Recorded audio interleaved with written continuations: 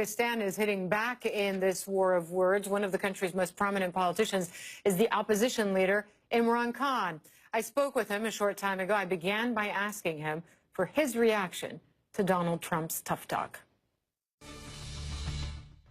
Well, Hala, it's something every Pakistani feels hurt, humiliated. It's a country that has that collaborated with the U.S. after 9/11, and by joining the U.S. in the U.S. war on terror, we ended up losing something like 70,000 people dead, over $100 billion lost to the economy, and the tribal areas, which is adjoining the Afghanistan, were a population of 6 million, almost at one point 80% were homeless IDPs. So after all this, suddenly to hear this strange statement that Pakistan is responsible, made a scapegoat for the US not succeeding in Afghanistan, it is, I just have to say that it is deeply painful for all of us. So you don't acknowledge that Pakistan is turning a blind eye sometimes, the government itself? I spoke to Zalmay Khalilzad, the former American ambassador to Afghanistan. He said it's not true. The government knows where these extremist groups are. This is what he said, that essentially they're not just in these tribal zones, but in the big cities themselves, if you could listen. In fact, the leadership of the Taliban are in the city of Quetta. Other leaders are in places like Peshawar, big cities of Pakistan. Yes, of course, when they come across the border, they cross areas that are tribal. But the government of Pakistan knows where these people are. So you have former ambassadors like Khalilzad saying the government knows exactly where these people are and they're just turning a blind eye. So, number one, why does he not tell this to the Pakistani government or the military, which keeps asking them to tell them where these people are? Because they seem to know, Zalmay Khalilzad seems to know.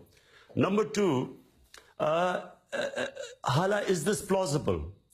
That there were 150,000 NATO troops in Afghanistan, over 100,000 American troops, one of the mightiest military machine in the history of mankind. And the total number of insurgents going into Afghanistan, which Pakistan is being accused of harboring, the Haqqani group, that's the group, Haqqani network, which Pakistan is supposed to be protecting, what, they're 1,500, 2,000, maximum 3,000? Are we to believe that it's because of these 3,000 people, 150,000 of the best military might of the West could not win in Afghanistan? Is this plausible? I mean, who believes this joke? So what is there? In the end, is this what they've got? They blame Pakistan for not being able to succeed in Afghanistan? Well, Donald Trump has even said, has even implied in his speech that aid, that assistance, economic and military, to your country, Pakistan, could be at risk, he implied, unless the government of your country does more to tackle these extremists. In my opinion, Pakistan has been the biggest collateral damage in this Afghan adventure. It was ill thought out. There was no definite aims. They never tried a proper political solution in Afghanistan. There was bombings and killings. And to blame Pakistan at the end, who is the biggest sufferer of this war? Which country has lost 70,000 people going in to help the Americans in Afghanistan? And when they talk about loss to the economy, it's over $100 billion. I mean, the government has come up with this statistic. But you'd be okay with some of this U.S. aid being suspended if, in fact, Donald Trump goes down that road? You'd be okay with that? I would certainly recommend it to our government. I'm in the opposition. I would recommend that we could do without this aid. We are much better off staying out of Afghanistan. This aid has been very costly to us in terms of, as I said, not just the loss to the economy, but the number of Pakistanis killed, wounded, lost limbs in these bomb attacks.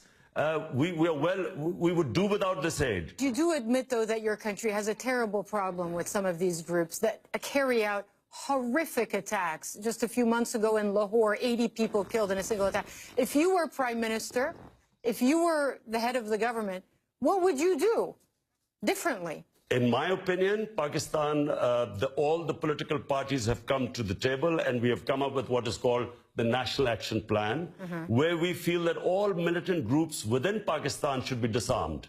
So this is a consensus reached in Pakistan after all this bloodshed.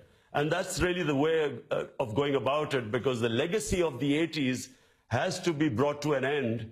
And only the government should have monopoly of arms. One last thing, a message to Donald Trump. I mean, you heard what he had to say about your country. You heard what he had to say about his strategy for Afghanistan, your neighbor. What would you tell him? What would your advice be? I would say that this is a deeply flawed policy. It's more of the same. If he's going to send more troops, what are these troops going to do, which 150,000 NATO troops could not do? And I feel that his stated policy of killing the enemy, I mean, that's what they've been doing for all this while. I think they should change policy. They should engage the neighbors. That means China, Russia, and Iran. And they should try and form a government of consensus. And actually, the US should think of leaving Afghanistan. Because as long as there are troops in Afghanistan, there's always going to be a problem. If they can do it simultaneously, get the neighbors on the same table, bring them on a dialogue with the Taliban, and then have a withdrawal, and at the same time, a government of consensus is set up in Afghanistan. To me, this is the only solution. Do you see yourself as having a clearer path to becoming prime minister? I know you're in the opposition now, but Nawaz Sharif was removed a few weeks ago. How do you see the next few months playing out for you in terms of that ambition? Well, I'm, a sportsman. My training is as a sportsman, so I'm always optimistic. I always think I'm going to win. And I do feel this time that this is our time, this coming election. Whenever it is, we think it'll be the end of this winter. And I think we have a very good chance of winning the elections. You see yourself as Prime Minister of Pakistan? Well, if we win the elections, hopefully.